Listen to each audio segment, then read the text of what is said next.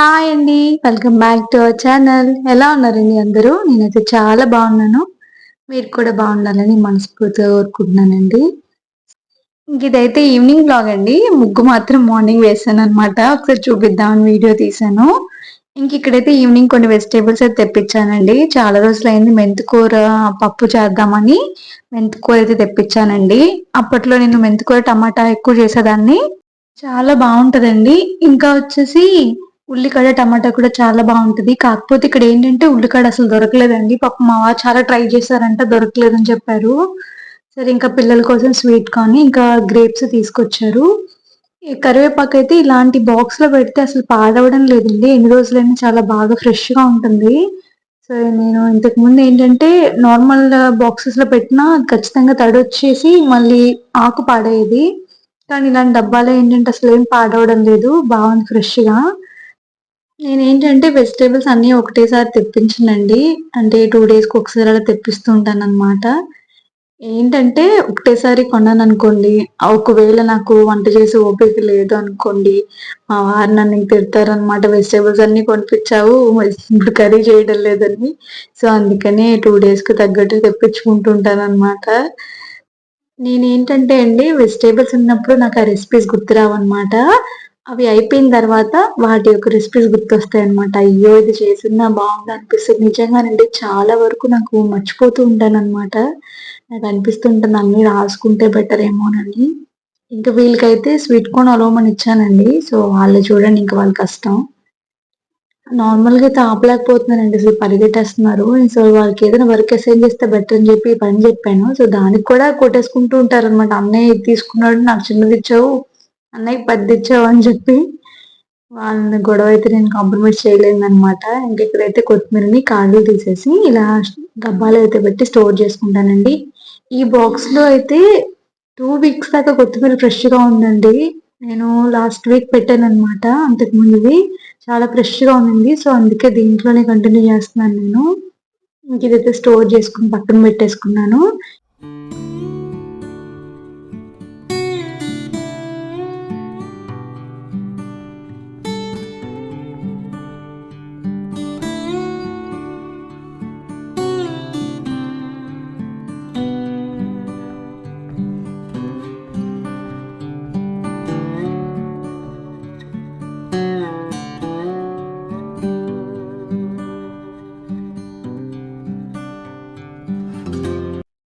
ఇవన్నీ కూడా ఎక్కడొక్కడ పెట్టేసుకున్నానండి.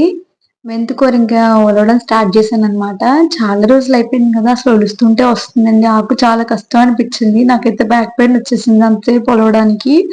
సో, ఏం చేశానంటే పప్పులోకి ఎంత సరిపడా కావాలో అంత ఒలుచుకొని మిగతాది పెట్టడానికి పక్కన పెట్టేసాను. టమాటో, మెంతికూర చేసుకుందాం తర్వాత అని చెప్పి. చూడ్డానికి చిన్న కట్టలే అనిపిస్తుందండి ఒలుస్తుంటే వస్తున్నాయి.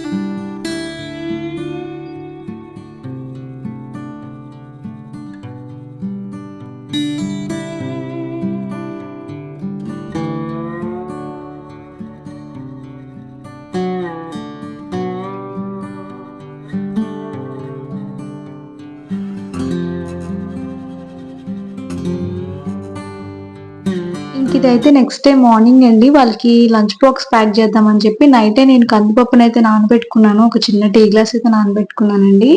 సో, అందులో ఇంకొంచెం వాటర్ యాడ్ చేసుకుంటున్నాను. ఇందులో అయితే మనం మెంతికూరని ఒక 3 టైమ్స్ కడిగి మనం ఇందులో వేసుకోవాలనమాట.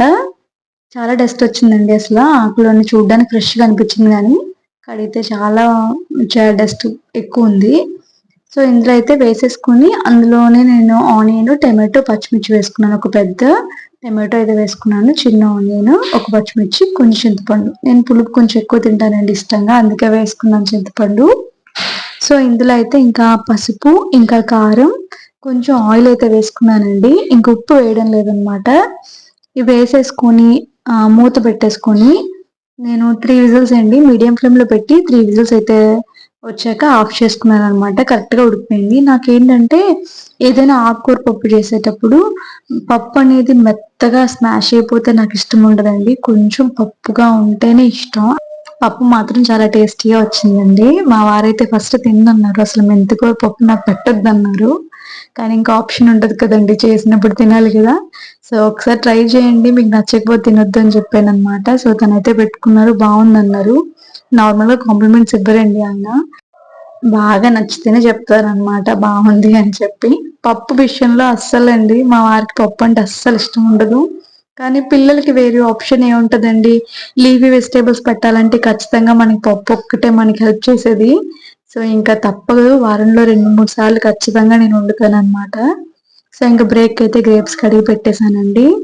ఇంక ఇక్కడైతే నేను బ్రేక్ బాక్స్ ప్యాక్ చేస్తున్నాను. మా వారికి అయితే ఉప్మా చేయమని చెప్పానండి.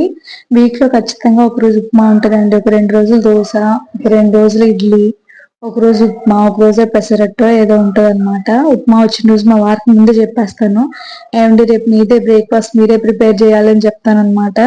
అన్ని కట్ చేసి రెడీగా పెట్టేస్తాను, ఆయన వండేస్తారనమాట. ఎందుకో తెలియదండి, ఉప్మా ఒక 2-3 టైమ్స్ చేసినప్పుడు ఫ్లాప్ అయింది, అసలు రాలేదు, స్టిక్కీగా అయిపోయింది.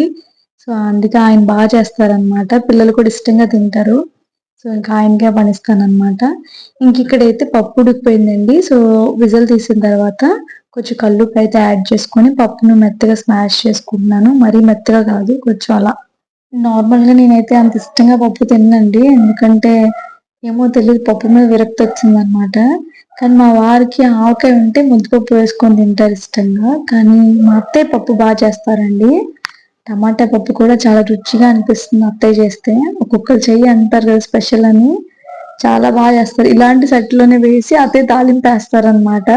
సో నేను కూడా అలాగే ట్రై చేస్తున్నాను అనమాట, మేబీ ఇందులో పెద్ద టేస్టీగా వస్తుంది.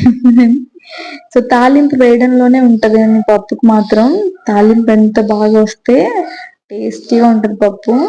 ఇంక ఇందులో అయితే కొంచెం ఆయిల్ వేసుకొని ఆవాలు, జీలకర్ర, పచ్చెనగపప్పు, మినపప్పు, ఇంకా వెల్లుల్లిపాయలు, ఎండుమిర్చి, ఉల్లిపాయలు కూడా వేసుకున్నానండి కొంచెం. ఇలా తాలింపులో మనం ఆనియన్స్ వేసుకొని గోల్డెన్ కలర్ వచ్చేందుకు ఫ్రై చేసుకున్నాం అనుకోండి, భలే టేస్టీగా ఉంటుందండి పప్పు. ఎప్పుడైనా ట్రై చేయండి. నేనైతే ఇలా వేసేసుకుంటున్నాను అనమాట. ఇందులో కొంచెం ఇంగువ కూడా వేసుకోండి ఇష్టం ఉంటే, కాకపోతే మా వారు తిండు ఇంగువ స్మెల్ వస్తే. ఇంక ఇందులో అయితే కొంచెం కరివేపాకు కూడా వేసేసుకొని తాలింపు అయితే వేసేసుకుంటున్నాను. మనం ముందుగా స్మాష్ చేసి పెట్టుకున్నాం కదా పప్పు, అయితే ఇందులో యాడ్ చేసుకోవాలన్నమాట. మనం తాలింపులో పప్పు యాడ్ చేసుకున్న తర్వాత సిమ్ లో పెట్టి ఒక 2 మినిట్స్ పాటు ఉడికించుకోవాలండి, చాలా బాగుంటుంది. ఇంకా పప్పు అయితే మనం సాల్ట్ చెక్ చేసుకొని స్టవ్ ఆఫ్ చేసుకోవడమే. అంతేనండి, ఎంతో టేస్టీగా ఉండే మెంతికూర పప్పు అయితే రెడీ అయిపోయింది. సో మీరు కూడా ట్రై చేసి ఎలా వచ్చిందో నాకైతే కామెంట్ చేయండి.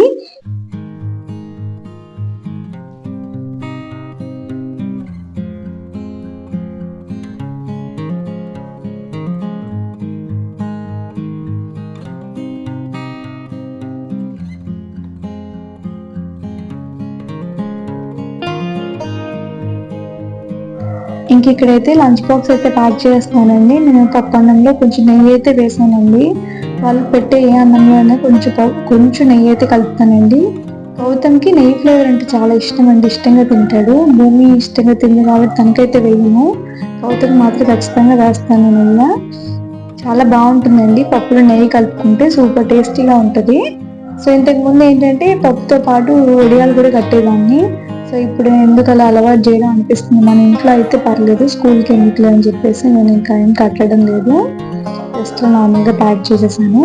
ఇంకా వాళ్ళు స్కూల్కి వెళ్ళిపోయిన తర్వాత నేనైతే ఫ్రెష్ అయ్యి ఇంక ఇంట్లో పనులన్నీ పూర్తి చేసుకొని దేవుని సామాన్లన్నీ క్లీన్ చేసి ఇంకా పూజ అయితే చేసుకున్నానండి ఇలాగా.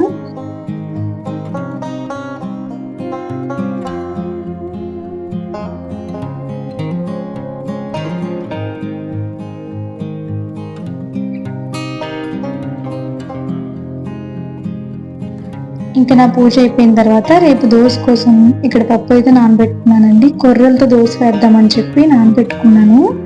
దానికోసం ఏంటంటే ఒక గ్లాసు మినపప్పుకి 2 గ్లాస్ కొర్రలు తీసుకున్నాను. ఒక 6 గ్లాస్ బియ్యం వేసుకున్నాను. కొంచెం మెంతులు అయితే వేసుకొని నానబెట్టుకున్నానండి. సో ఇంకా చూడాలి దోశ ఎలా వస్తుందో మీకు నెక్స్ట్ వీడియోలో నేనైతే చెప్తాను. ఇంక ఈవినింగ్ అయితే మా వారైతే పిల్లల కోసం వాటర్ మిలన్ కట్ చేస్తున్నారు. నేనైతే స్వీట్ కార్న్ పకోడీ వేసానండి. సో ఈవినింగ్ స్నాక్స్ అవన్నమాట. స్వీట్ కార్న్ పకోడీ అంటే చాలా ఇష్టం అండి. స్వీట్ కార్న్ అంటే ఖచ్చితంగా పకోడీ వేసుకుంటాను. ఇంకా నైట్ డిన్నర్లోకి చికెన్ అయితే చేస్తానండి. సో దానికి కావాల్సినవన్నీ కూడా కట్ చేసి పెట్టుకున్నాను. అస్సలు ఇంట్రెస్ట్ లేదండి, వంట చేసే ఇంట్రెస్ట్ లేదు. సో బేసిక్గా సింపుల్ చికెన్ కర్రీ అనమాట. సో ఫస్ట్ అయితే ప్యాన్ పెట్టుకుని అందులో ఆయిల్ వేసుకున్నానండి. కొంచెం ఆనియన్స్ ఎక్కువ వేసుకున్నాను. పచ్చిమిర్చి కూడా వేసుకొని బాగా ఫ్రై అవ్వాలండి. గోల్డెన్ కలర్ వచ్చే వరకు ఫ్రై అవ్వాలి. మన గ్రేవీ అప్పుడు బాగుంటుంది. ఇంకా అందులోనే ఫ్రెష్గా మనం నూరు పెట్టుకున్న అల్లం వెల్లుల్లి పేస్ట్ అయితే వేసుకోండి. 2 స్పూన్స్ అయితే వేసుకున్నాను నేను. అల్లం వెల్లుల్లి పేస్ట్ కూడా పచ్చివాసన పోయేంత వరకు కూడా ఫ్రై చేసుకోవాలి.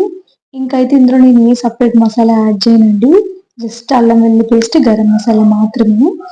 ఇంకా అల్లం వెల్లుల్లి పేస్ట్ ఫ్రై అయిన తర్వాత మనం ముందుగా కడిగి పెట్టుకున్న చికెన్ అయితే యాడ్ చేసుకోవాలి. చికెన్ వేసినప్పుడు ఏంటంటే కొంచెం మీడియం ఫ్లేమ్లో పెట్టుకోండి ఫ్లేమ్ అనేది. ఎందుకంటే సిమ్లో ఉంటే మనకి ఆ వాటర్ అనేది పోవాలి కదా ముక్కల్లో నుండి.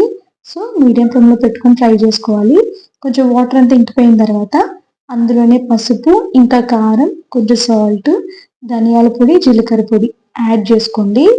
ఈ స్పైసెస్ అన్ని ఫ్రై అయ్యేంత వరకు ఒక 2 మినిట్స్ ఫ్రై చేసుకోండి. అంటే ఈ స్పైసెస్ అన్ని కూడా మంచిగా ముక్కకు పట్టుకోవాలన్నమాట. చాలా మంది ఏంటంటే ఆనియన్ ఇంకా గసగసాలు పేస్ట్ చేసేస్తారండి, గ్రేవీ బాగా వస్తుంది. సో ఈరోజు ఏంటంటే అస్సలు ఇంట్రెస్ట్ లేదండి. ఏదో నార్మల్గా ఫాస్ట్గా కుకింగ్ చేసేయాలని చెప్పి చేసేస్తున్నాను సింపుల్గా. సో ఇలా స్పైసెస్ అన్ని వేసుకొని బాగా ఫ్రై చేసుకోవాలి. తర్వాత మనం ఇందులో టమాటో అయితే యాడ్ చేసుకోవాలండి. నేను ఇంకే పేస్ట్ వేయడం లేదు కదా, ఇంకా టమాటో వేస్తే కొంచెం గ్రేవీలా వస్తుంది కదా అని చెప్పి టమాటోని అయితే యాడ్ చేసుకున్నాను. ఒక పెద్ద టమాటో అయితే కట్ చేసి వేసుకుంటున్నాను. ఇది కొంచెం మగ్గాలన్నమాట. మెత్తగా స్మాష్ అయ్యే వరకు మూత పెట్టుకొని మగ్గించుకోవాలి మనం. ఇది ఉడికిన తర్వాత మనం ఇందులో వాటర్ యాడ్ చేసుకోవాలి. ముక్కలు మునిగేంత వరకు వాటర్ అయితే వేసుకొని ఒక 5 మినిట్స్ అలా మీడియం ఫ్లేమ్లో పెట్టుకొని బాగా ఉడికించుకోవాలండి. మన గ్రేవీ ఎంత కన్సిస్టెన్సీ వరకు కావాలో అంతవరకు మనం అయితే ఉడికించుకోవాలి. సో దగ్గర పడిన తర్వాత ఏంటంటే మనం గరం మసాలా యాడ్ చేసుకోవాలన్నమాట.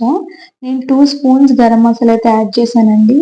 బాగుంటుందండి. మనం ఇందులో ఏం వేయకపోయినా కూడా సింపుల్గా చేసేవి అప్పుడప్పుడు వంటలు చాలా టేస్టీగా వస్తాయి కదా.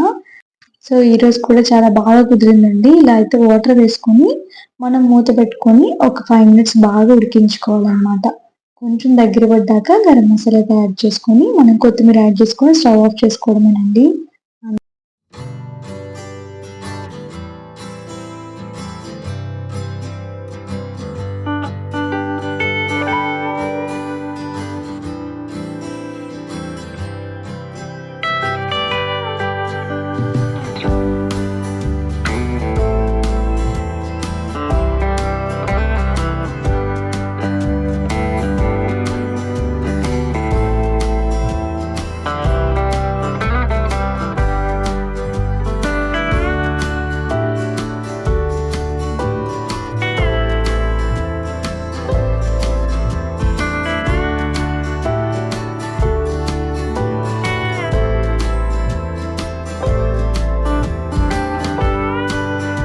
కొత్తిమీర అయితే వేసుకొని స్టవ్ ఆఫ్ చేసేసుకున్నాను. టేస్టీగా ఉండే చికెన్ కర్రీ అయితే రెడీ అయిపోయిందండి.